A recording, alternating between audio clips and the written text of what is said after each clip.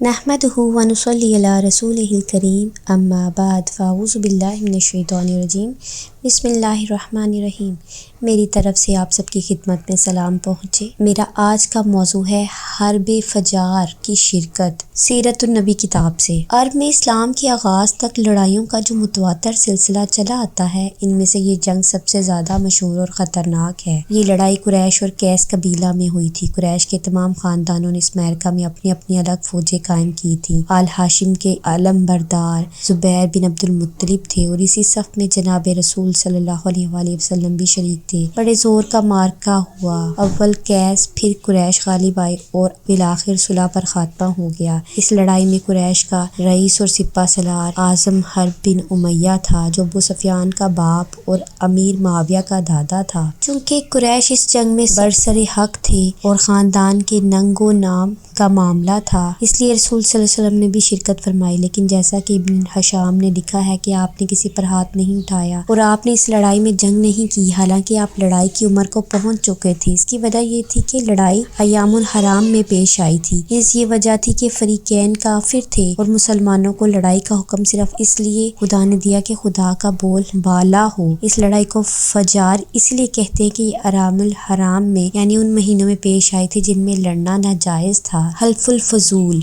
लड़ाइयों के मुतवातर सिलसिला ने सैकड़ों घराने बर्बाद कर दिए। ये देखकर बाज़ तबीयतों में इस्लाह की तारीख पैदा हुई। लिहाजा ये सब दोनों ग्रोहों से लोग एक जगह जमा हुए और मुआहदा हुआ कि हम इससे हर शख्स मजलूम की हमायत करेगा और कोई जालिम मक्का में न रहने पाए। आन हज़रत सल्लल्लाहु अलैहि वसल्लम इस मुआहदे में शरीक थे और अहद नबूवत में फरमाया करते थे, मुआहदा के मुकाबले में अगर मुझको सुर्ख रंग के ऊँट भी दिए जाते तो मैं न बदलता। आज भी ऐसे मुआहदा के लिए कोई बुलाए तो मैं हाजिर हूँ। इस मुआहदा को हल्फुल फजूल इसलिए कहते हैं कि अव्वल इस मुआहदा का ख्याल जिन लोगों को आया, उनके नाम में लफ्ज़ फजीलत का मादा दाखिल था, यानी फजील बिन हर्स, फजील बिन वदा। ये लोग जरहम और कतूरा के कबीला के थे। अगरचा ये मुआहदा बेकार गया और किसी को याद भी न रहा, चुनाचा कुरैश ने नए सिरे से बुनियाद डाली। ताहम बानी अव्वल को नेक नियति का ये समर मिला कि इनके नाम की यादगार अब तक बाकी है। तामीर काबा की इमारत ऊंची थी और दीवारों पर छत न थी,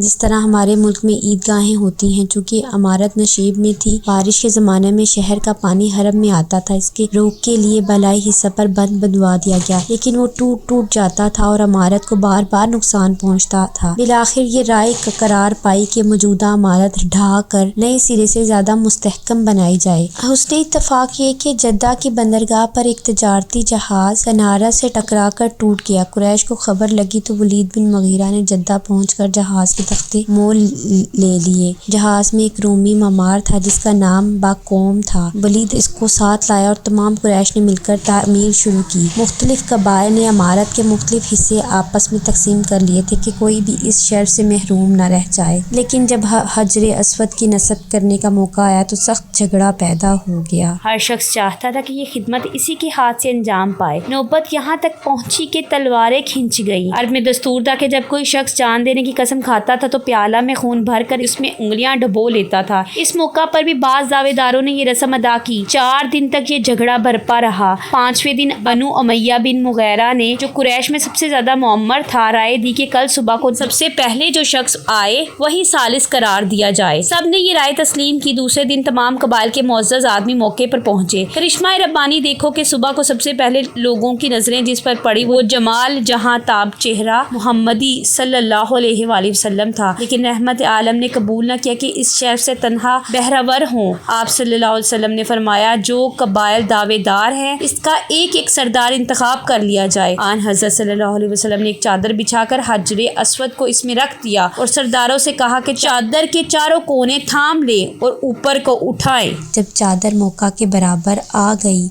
तो आपने हजरे अस्वद को उठाकर नस्ब फरमा दिया। ये गोया इशारा था कि दीन इलाही की इमारत का आखिरी तकमीली पत्थर भी इन्हीं हाथों से नस्ब होगा। इसी तरह एक सख्त लड़ाई आपके हुस्ने तदबीर से रुक गई। काबा की इमारत अब मसक्कफ कर दी गई, लेकिन चूंकि सामान तामीर काफी न था, इसलिए जमीन का एक हिस्सा छोड़कर बुनियादें कायम की गई और इस हिस्सा के गिर्द 4 दीवारी खींच दी गई। फिर मौका होगा तो काबा के अंदर ले लेंगे। यही हिस्सा है جس کو آج حتیم کہتے ہیں، اور جس کی نسبت آن حضرت صلی اللہ علیہ وسلم نے بعد نبوت ارادہ فرمایا تھا کہ یہ دیوار ڈھا کر نئے سرے سے عمارت بنائی جائے، لیکن پھر خیال ہوا کہ نئے مسلمان ہیں، دیوار کعبہ کے ڈھانے سے بدگمان ہو جائیں گے۔ شغل تجارت۔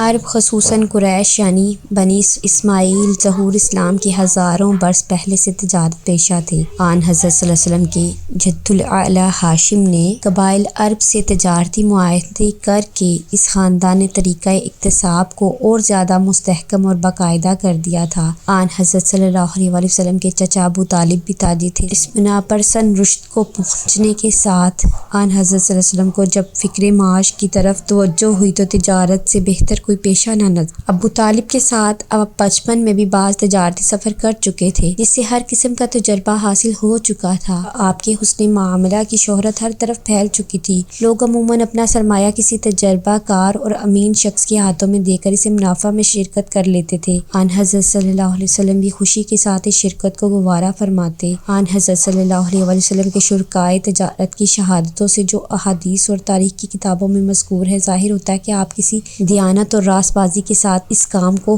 سر انجام دیتے تھے۔ تاجر کے محاسن اخلاق میں سب سے زیادہ نادر مثال ایفائے عہد اور اتمام وعدہ کی ہو سکتی ہے، لیکن منصب نبوت سے پہلے مکہ کا تاجر امین اس اخلاقی نظیر کا بہترین نمونہ تھا۔ حضرت عبداللہ بن ابی الحمصہ ایک صحابی بیان کرتے ہیں کہ بعثت سے پہلے میں نے آن حضرت صلی اللہ علیہ وسلم سے خرید و فروخت کا کوئی معاملہ کیا تھا۔